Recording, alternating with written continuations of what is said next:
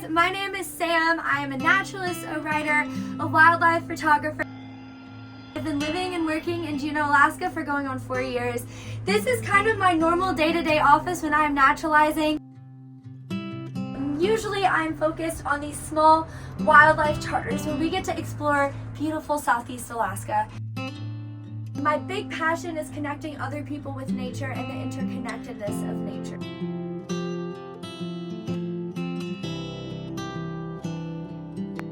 So if you look around, you can see it's raining, and this is quite normal for the temperate rainforest. Southeast Alaska has the Tongass National Rainforest, and that is actually the second largest rainforest in the world and the largest temperate rainforest in the world.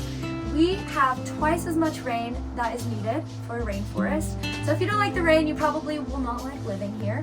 If you look out here, we have a great example of our Tongass National Rainforest because, like most days in Juneau, it is here raining, and here you can see how the glacier has eroded over this mountain here. Pretty much anything that's covered by trees was once covered by glacier.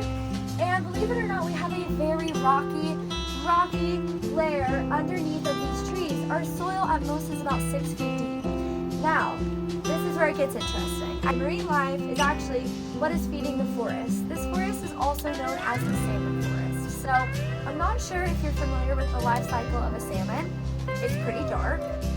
Salmon are born as orphans. And the reason why is when they are getting to maturity and it is time to spawn, they have lived for about 3 to 5 years, a pretty happy life, assuming they haven't been caught by a commercial fisherman or an orca. And they are making their way upstream to where they were originally born. Now during this time frame, they're getting really jacked up on hormones. They're turning into what is called a zombie. And so what happens within them, they're actually rotting from the inside out. And by the time they make it up to the stream, assuming that they do, they're going to be releasing their eggs and then they will die. Trust me, this is great news, because what happens is they begin to wash ashore, and they begin to wash ashore not only along the coastlines here and upstream, but animals like bears will take them out to the forest here, eat on their carcass, and all of that leftover nitrogen is what is fertilizing our forest. Well, this entire area in Southeast Alaska is carved by glacier. And right behind me, though you can't see it because of our conditions and the fact that we're in a marina, is the Juneau ice field. The Juneau ice field is roughly around the size of Rhode Island. It's comprised of over 3 dozen named glaciers, and in addition to that, there's lots of mountain peaks and sheets of ice.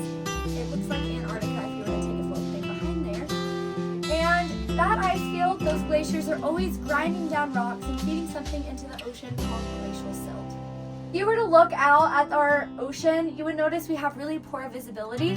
That's because of all that glacial silt and also all of the marine life that we have here. Glacial silt feeds into the water, and that gives nutrients for something called phytoplankton. Believe it or not, over half of the air we breathe is due to plant blooms on the surface of the water.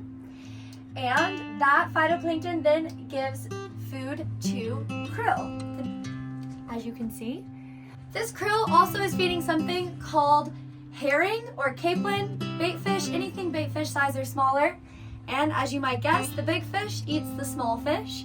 And that leads to a lot of commercial fishing here in Southeast Alaska and the indigenous people settling in this area. So we have salmon, halibut, rockfish, all kinds of marine life that is delicious to eat and also delicious for other marine mammals such as an orca or a sea lion or a seal. All of that marine life is the reason that we have these humpback whales. About 90% of our Juneau whales are Maui whales, and then the other 10% are going to the Baja Peninsula in Mexico. There are a handful that will go to Central America, maybe the Caribbean, but we don't see those nearly as frequently. Now, this area is crucial to them because they're only feeding while they're here in Juneau. These humpbacks are feeding on krill, herring, capelin, all with big gulps. We have enough to sustain 88 individual humpbacks in just the Juneau area, and they're eating on average 1.1 million calories per day. I think these humpbacks really speak to the biomass in our waters here in Southeast Alaska.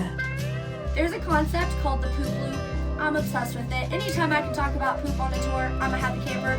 And so the way that the poop loop works is marine mammals, just like all mammals, do have to poop. And when they do that, they do it on the surface. Now these guys are massive, 40 to 50 feet on average in this area and about a ton for every single foot.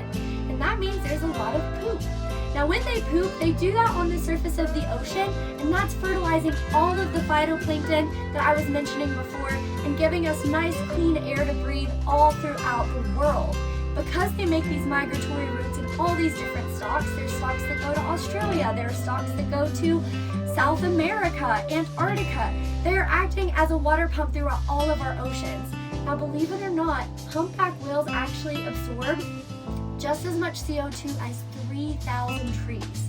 A humpback whale is the equivalent to 3,000 trees. We're about a fourth of the population that we were during commercial whaling's era. Before that had happened, we're about a fourth of the population. So imagine how healthy our planet could be if we continue conservation and allow these humpbacks to churn the oceans, move our water columns, fertilize all that plant life on the surface. Juneau has been a special place for me because I've been able to witness firsthand the connection between land and sea and the connection between humpback whales and the health of our oceans.